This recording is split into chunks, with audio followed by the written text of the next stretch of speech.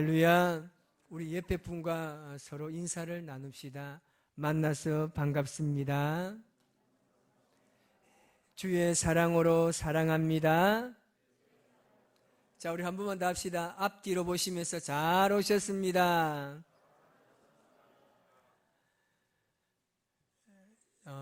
신발과 이 사람은 편한 것이 좋습니다. 신발의 모양이 아무리 멋지고 예뻐 보여도 불편하면 신지 않습니다. 자기 발보다 크거나 아니면 작다든지 아니면 무겁다면 우리는 그 신발을 당장 바꾸어 버립니다. 그러나 알물이 낡아도 오래된 신발이라 할지라도 내가 신기에 편하고 걸어 다니기에 편하다면 우리는 그 신발을 찾게 됩니다. 사람도 마찬가지입니다. 사람도 편안한 사람을 좋아합니다. 자기 수준보다 너무 높여 있는 사람이나 아니면 비교할 수 없을 정도로 이 낮은 사람이나 만나면 부담스러운 사람, 그리고 상처를 주는 사람이 있다면 우리는 그 사람들을 결코 가까이 할 수 없습니다. 편안한 것이 좋다는 말입니다. 하나님께서도 마찬가지입니다. 교만하거나 욕심이 많다거나 자기 자신만을 생각하는 사람이라면 하나님께서 사용하지 않으십니다.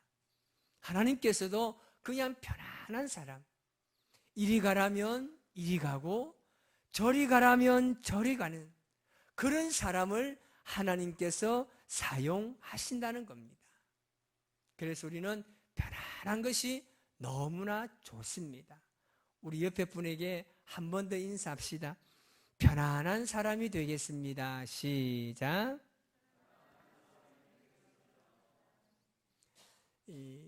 MBN 방송에 보면 프로그램 중에 나는 자연인이다 라는 프로그램이 있습니다.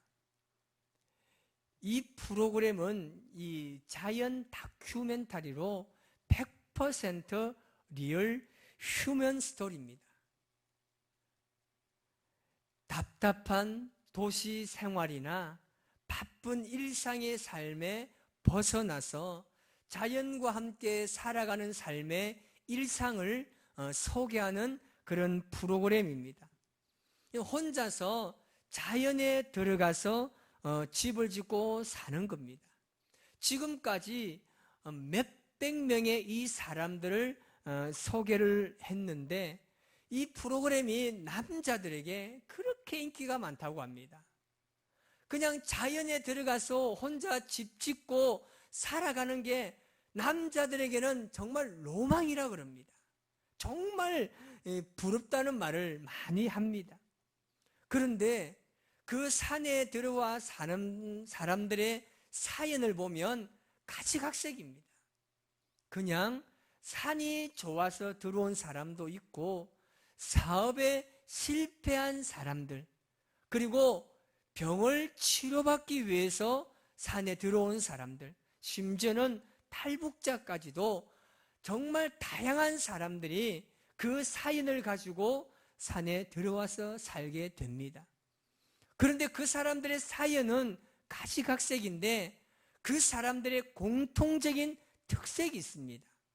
그것이 뭐냐면 그들이 자연에 들어와 살다 보니까 자연의 소중함을 깨닫게 되는 겁니다. 그리고 소박한 삶을 살아가면서 그 사람들은 욕심이 없는 겁니다. 그냥 자연이 주면 주고 안 주면 안 먹는 거예요. 자신들이 그냥 심어서 거기서 나는 열매만 그냥 먹고 사는 겁니다. 그러니까 그 사람들의 특징이 뭐냐면 전부가 마음이 굉장히 평안하다고 합니다. 걱정과 염려가 없다는 겁니다. 그 자연에 사는 사람들의 마음이 얼마나 평안하겠습니까? 그렇다고 해서 오늘 지나온 전부 다 산에 가면 안 됩니다. 가지 마시고 그 사람들이 그렇게 평안하다고 합니다. 우리가 잘 아는 격언이 하나 있습니다. 그것이 뭐냐면 돈을 잃어버리면 조금 잃어버린 것이고 명예를 잃어버리면 반을 잃은 것이고 건강을 잃어버리면 완전히 잃어버린 것이다 라는 이 격언이 있습니다. 그만큼 우리 인생에는 건강이 그렇게 중요하다는 것입니다. 여러분, 사람이 욕심 없이 소박한 삶을 살아가면, 걱정과 염려가 없는 삶을 살면 어떻게 건강이 좋아지지 않겠습니까? 오늘 내가 무슨 일을 해야 할지, 내가 무엇을 먹어야 할지, 내일은 내가 과연 어떤 일을 하고 이 문제를 어떻게 해결해야 할지 전혀 걱정과 염려가 없다면 얼마나 우리의 마음이 평안하겠습니까? 간혹 보면 저도 그런 게 있습니다. 제가 어떤 장애가 있냐면 저는 이 결정장애가 있어요. 그래서 목사님 뭐 좋아하십니까? 물어보면 전 정말 기도합니다. 주님 그냥 주세요. 저는 잘 걱정하지는 못하면 여러분도 마찬가지지 않습니까? 이 하나에도 우리는 심한 이 갈등과 걱정을 하는 거예요. 그러니 우리의 삶이 얼마나 피곤하겠습니까? 우리는 마치 전쟁터와 같은 세상에 살아가고 있습니다. 잠깐 쉴 틈과 여유를 느낄 만한 그런 삶이 되지 못합니다. 늘 걱정과 염려를 통해서 우리의 몸과 마음은 지칠 대로 지쳐 있습니다. 지금도 마찬가지지 않습니까? 코로나19를 통해서 얼마나 많은 걱정과 염려가 있습니까? 이것이 언제 종식될지, 정말 이 답답한 마스크를 언젠가 내가 벗고 자유롭게 다니고 이렇게 함께 모여서 카페 가서 앉아서 이야기를 나누는 일상의 삶이 언제 회복될지 우리는 늘 걱정과 염려 속에 살아가고 있습니다. 그러니까 마음의 평안함을 찾을 수가 없는 겁니다. 여러분, 왜 이렇게 되었을까요? 왜 우리에게는 이런 마음의 평안함을 찾을 수 없을까요? 제가 말씀을 보는 가운데 그 해답을 발견하였습니다. 그것은 바로 베드로전서 5장 7절 말씀에 있습니다. 우리 같이 한번 말씀을 읽어보겠습니다. 시작. 너희 염려를 다 주께 맡기라. 이는 그가 너희를 돌보심이라. 아멘. 그냥 하나님께 맡기면 되는 겁니다. 그냥 맡기면 되는데 우리들은 이 무언가를 맡기는 것을 잘 못합니다. 예를 들면 그렇습니다. 우리 남성분들 만약에 새 차를 구입했어요. 미숙하게 운전한 아내가 차 키를 달라는 거예요. 여러분, 맡길 수 있나요? 절대 안 줍니다. 못 맡겨요. 불안해요. 어디 조금 지나면 어디냐고, 괜찮냐고 늘 불안합니다. 오랜만에 남편이 집안에서 설거지를 하고 청소를 합니다. 아내들 맡길 수 있나요? 아닙니다. 설거지 끝나면 주방 가서 그릇을 이렇게 뒤집었다 저렇게 뒤집었다, 여기 나왔다 저기 나왔다, 못 맡겨요. 우리는 이렇게 맡기는 것을 잘 못합니다. 여러분, 이 맡긴다라는 이 원어, 이 맡긴다라는 단어의 뜻은 뭐냐면 굴린다는 겁니다. 그러니까 무거운 짐을 지고 가는 사람들이 그 짐을 내려놓고 굴린다는 의미예요. 하나님께서 우리에게 그렇게 말씀하시는 거예요. 그냥 굴리라는 겁니다. 그 무거운 짐 그냥 지지 말고 그냥 나에게 맡기라는 겁니다. 그냥 나에게 굴리라는 겁니다. 그럼 내가 알아서 너의 모든 삶을 보호하겠다는 겁니다. 그런데 우리는 어떻습니까? 우리는 굴리지를 못합니다. 하나님께서 그냥 굴리라고 하시는데 우리는 그것을 굴리지 못합니다. 내 자녀도 내가 마음껏 맡기지 못해요. 내 건강도 그렇고 내 인생도 우리는 그것을 내가 놓고 그것을 굴리는 것을 굉장히 어려워합니다. 그렇다 보니까 내가 이 모든 것을 짊어지고 나가야 되는 거예요. 이것은 여러분, 저도 이렇게 말씀하고 있지만 저도 이걸 잘 못합니다. 지금 저희가 새가족부를 완전히 꾸미고 있습니다. 그런데 우리 새가족부에서 정말 저 때문에 마음이 아플 거예요. 목사님 또 왜 저러냐고. 이 색깔 어떠니? 저 색깔 어떠니? 이거 닮이 어떠니? 저거 닮이 어떠니? 저도 못 맡겨요. 그러니까 막 그냥 때로는 신경질 날 수도 있는데 우리 인생이 그렇다는 거예요. 누군가에게 나의 무엇을 맡긴다는 것이 쉽지 않습니다. 그렇다 보니까 우리는 내 스스로 편안할 수 있는데 그 편안함을 내 스스로가 그냥 편하지 못하고 끝까지 이 무거운 짐을 질고 나가는 겁니다. 여러분, 하나님 앞에 굴리시기 바랍니다. 아멘. 옆에 인사합시다. 굴리세요. 시작. 그냥 굴리세요. 그냥 하나님 앞에 굴리세요. 이런 맡겨놨으면 굴리세요. 이런 혹시 제가 또 다음 주에 우리 새 가족부 들어가가지고 이거 그세요 저거 그러면 저에게 말하세요. 목사님 그냥 굴리세요.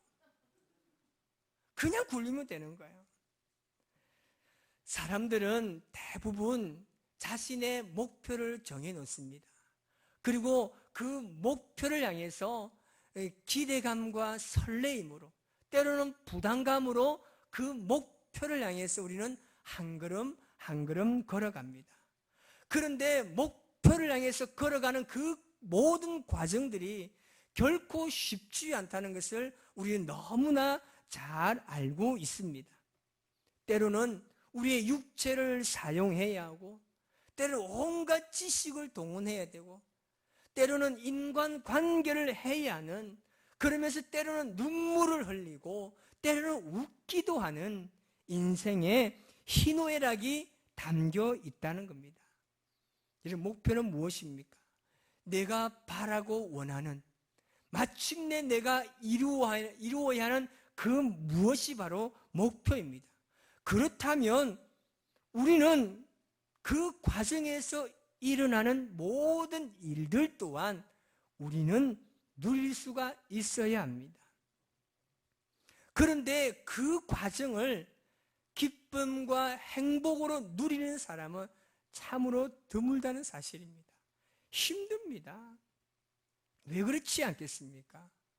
예수님께서도 이 땅에 오셨을 때 분명한 목표가 있었습니다. 예수님이라고 하지만 그 예수님이 걸어가야 될 그 목표까지의 과정은 결코 쉽지 않았습니다. 힘들었습니다. 편안하게 잠을 잘 수 있는 공간도 없었고, 남으로부터 조롱을 당하고 핍박을 당하고 가장 가까이 있는 제자들에게 배신도 당했습니다. 그럼에도 불구하고 예수님께서는 그 모든 과정을 당연시하게 여겼습니다. 그냥 당연하다고 생각했습니다. 왜요? 목표가 뚜렷했기 때문입니다. 예수님께서 걸어가야 할 목표가 뚜렷했기 때문에 그 모든 과정을 당연하다고 생각하며 걸어갔다는 겁니다. 그런데 우리는 왜 이 힘든 과정을 우리가 누리지 못할까요? 왜 우리는 늘 힘들어하고 좌절하고 넘어지고 포기하는 삶을 살 수밖에 없을까요? 그것은요, 내가 기대하고 원하는 그 목표를 현재 나의 삶으로 끌어오는 능력이 부족하기 때문입니다. 다시 말하면 오늘 목표를 내 삶에 적용하는 능력이 부족한 거예요. 한마디로 말하면 우리의 목표의식이 흐릿해진 겁니다. 그렇기 때문에 우리는 그 과정도 누릴 수가 없는 것입니다. 여러분, 우리가 지향하는 하나님의 나라를 우리의 삶에 우리는 적용할 수 있어야 됩니다. 그렇게만 할 수 있다면 별 문제가 생기지 않습니다. 그런데 우리는 그럴 만한 능력이 부족하다는 거죠. 여러분, 예를 들어 봅시다. 이 다이어트를 하는 사람들을 보면 그 과정이 굉장히 힘들다고 합니다. 왜냐하면 운동을 해야 되고 음식을 조절하고 수분 조절하고 규칙적인 생활을 하고 지금까지 모든 생활의 이 패턴을 완전히 바꿔야 하기 때문에 좀처럼 쉽지 않다고 이야기합니다. 그 중에 가장 힘든 것이 뭐냐면 바로 자기와의 싸움입니다. 여러분 아마 저도 한번 해봤지만 여러분도 아마 다이어트를 해봤을 겁니다. 여러분 힘들었나요? 쉬웠나요? 힘드니까 지금 우리가 이렇잖아요. 힘들어요. 그 과정이 굉장히 고통스럽습니다. 왜 포기하고 싶은 마음이 생기지 않습니까? 그런데 그 다이어트에 성공한 사람을 보면 미래의 자신의 모습을 현재로 끌어오는 능력이 있음을 우리가 볼 수 있습니다. 그러니까 자신이 이루어야 할 그 목표에만 집중하고 그 과정 힘들지만 잘 이겨나간다는 겁니다. 여러분, 오늘날 우리는 과연 무엇에 집중하고 살아가고 있습니까? 오늘 말씀은 우리 그리스도인들이 어디에 집중하며 살아야 할지를 분명하게 말씀하고 있습니다. 오늘 본문 18절 말씀입니다. 18절 말씀을 다 같이 한번 읽어볼까요? 시작. 보이는 것이 아니요 보이지 않는 것이니 보이는 것은 잠깐이요 보이지 않는 것은 영원함이라. 아멘. 우리가 집중해야 될 삶, 우리가 주목하며 살아가야 될 삶이 뭐냐면 보이지 않는 영원한 것입니다. 우리는 하나님의 나라를 사모하고 거기에 주목하며 살아가야 하는 겁니다. 그래서 우리는 낡아지는 겉사람을 위해 사는 것이 아니라 날로 새로워지는 속사람의 은혜를 누리며 살아가시기를 바랍니다. 여러분, 겉사람은 뭡니까? 이 세상에 살다가 흙으로 돌아가는 육체를 말합니다. 겉사람은요, 예수님을 믿고 그 복음을 영접한 새로운 존재를 말합니다. 그런데 예수님을 믿기 전에는 속사람과 겉사람에 대한 구분이 쉽지 않습니다. 굳이 그럴 필요도 없기 때문입니다. 그런데 예수님을 나의 구주로 영접하면 옛 사람은 죽고 새 사람이 됩니다. 아멘 좀 하세요. 아멘. 예수님을 나의 구주로 영접하면 나의 옛 사람은 죽고, 아멘, 나는 새 사람이 되는 겁니다. 그래서 새 사람이 되면 우리는 매일의 삶을 창조하는 능력이 있다는 겁니다. 여러분, 내가 새로운 사람이 변화된다는 것은, 내가 새로운 사람으로 변화된다는 것은 많은 것을 내포하고 있습니다. 속 사람이 매일 새로워지면 내 자신의 변화를 경험합니다. 내가 변하면 삶이 달라집니다. 주위 환경도 달라집니다. 대인 관계도 달라지게 되어 있습니다. 하루하루의 삶이 새롭습니다. 근데 가만히 보면 나만 바뀐 것이지 아무것도 바뀐 것이 없습니다. 이것이 바로 속사람으로 사는 자의 축복입니다. 여러분, 놀라운 일입니다. 나만 바뀌었을 뿐인데 세상 모든 것이 새롭게 바뀌는 은혜를 경험하게 됩니다.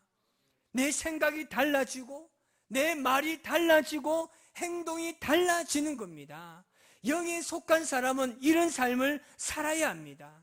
이제부터 여러분, 우리의 생각이 달라야 합니다. 우리의 말이 달라야 합니다. 우리의 행동이 달라야 합니다. 그것이 그리스도인들의 삶이 되어야 하는 겁니다. 여러분, 바울도 처음에는 겉사람, 육신에 속한 자로서의 삶에 그런 관심이 있었습니다. 그런 그가 예수님을 영접하고 난 이후에는 완전히 새 사람이 되었습니다. 그 새 사람이 된 바울의 삶 보십시오. 그가 복음을 증거할 때 어떠했겠습니까? 굉장히 힘겨웠습니다. 그가 새로운 사람이 되었지만 그가 당하는 환난과 고난은 결코 가벼운 것이 아니었습니다. 오직 하면 바울은 살 소망까지 끊어졌다고 그가 고백합니다. 고린도후서 1장 8절 말씀을 우리 같이 한번 읽어보겠습니다.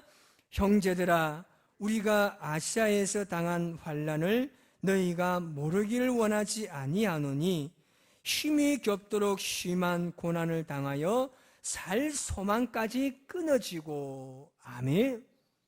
바울이 예수님을 믿고 살아가면서 복음을 전할 때 그 얼마나 위대한 사람입니까? 그런데 그도 뭐라고 이야기합니까? 살 소망까지 끊어졌다고 이야기합니다. 그럼 바울 보십시오. 바울이 그런 환경을 극복할 수 있었던 이유가 무엇입니까? 그가 영에 속한 사람이기 때문입니다. 그가 속사람이 날로 날로 새로워짐을 통하여서 그 모든 환경들을 다 극복할 수 있었다는 사실입니다. 이전에 보이지 않던 하나님의 영적인 세계에 그가 눈을 뜨기 시작한 겁니다. 그래서 그리스도를 위해서 받는 고난은 보이지 않는 영원한 세계, 그 세계를 향한 영광이라고 그가 고백합니다. 여러분, 예수님으로 말미암아 구원 받았습니까? 확신하십니까? 그러면 우리는 속사람이 강건해야 됩니다. 여러분, 그런데 가만히 있으면 이 속사람이 강건해지지 않습니다. 왜냐하면 속사람은 보이지 않습니다.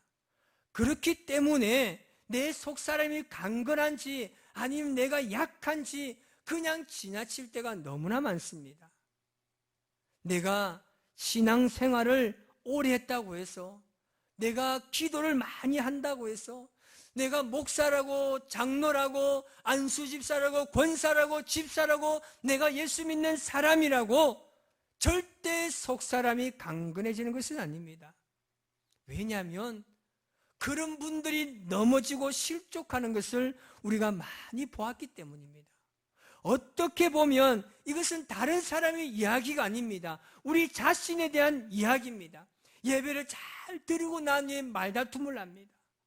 열심히 기도하고 난 이후에 누군가와 이야기할 때 분노하고 화냅니다. 이가라는 말을 합니다. 이것은 여러분 우리의 삶입니다. 여러분, 그래서 우리는 속사람이 강건하기 위해서는 꾸준함이 필요합니다.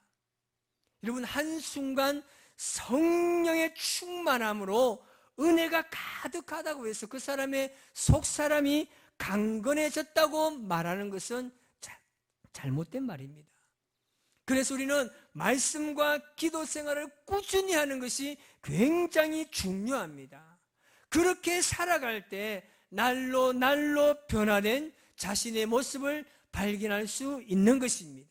꾸준해야 됩니다. 한순간 기도하고 응답받아서 그래서 내 속사람이 강건해진 거 아니에요. 물론 순간은 그럴 수 있습니다. 그런데 시간이 지나가 버리면 이 은혜도 또한 소멸될 수밖에 없습니다. 그래서 이 속사람이 강건해지기 위해서는 꾸준함으로 말씀을 묵상하고 기도 생활하고 전도 생활하고 아멘 생활하고 그래야 강건해지는 거예요. 꾸준해야 되는 거예요. 여러분, 영에 속한 사람에 주목하시기 바랍니다. 옛사람, 옛모습을 완전히 버리시기 바랍니다. 그런데 우리 안에 계속 끊임없이 이 겉살의 모습이 우리를 계속해서 넘어지게 할 때가 있을 겁니다. 그렇지만 계속해서 그것을 대적하고 속사람이 강건하시기를 꾸준하게 기도하며 하나님을 바라보시기 바랍니다. 그런 생각, 그런 모습, 그런 행동들, 내 살을 찢는 고통이 찾아온다 할지라도 완전히 버려야 합니다. 여러분, 이제는 변화되어야 합니다. 이제는 새로워져야 합니다. 우리의 삶이 좀 달라져야 합니다. 그렇게 속사람이 강건해지면 우리에게 어떤 현상이 일어나느냐면 마음에 평안함이 찾아옵니다. 평화 평화로다. 하늘 위에서 내려오네. 그 사랑의 물결이 영원토록 내 영혼을 덮으소서. 아멘. 하나님께서 주시는 평안을 누리시기 바랍니다. 그때 비로소 내 모든 것을 하나님 앞에 맡길 수가 있습니다. 이럴 때 우리에게 어떤 현상이 일어납니까? 고린도후서 5장 17절 말씀을 같이 읽어보겠습니다. 시작. 그런즉 누구든지 그리스도 안에 있으면 새로운 피조물이라. 이전 것은 지나갔으니 보라 새 것이 되었도다. 아멘. 그리스도 안에 거하는 겁니다. 그것이 우리가 살아가는 비결입니다. 오늘 여러분 성전문을 열고 나가실 때 당당하게 선포하십시오. 나는 변화되었다. 아멘. 따라합시다. 나는 변화되었다. 나는 새로워졌다. 세상은 살만하다. 아멘. 이렇게 선포하며 나아가시기 바랍니다. 날로 날로 새로워지는 우리 속사람을 통해서 우리 모두가 강건하여 하나님께 영광 돌리시기 바랍니다. 우리 찬양으로 한번 고백하며 나아갑시다. 하나님, 나를 새롭게 해달라고. 나의 모든 삶을 하나님의 새로움으로 채워달라고. 우리 시간에 우리 고백하며 나아갑시다.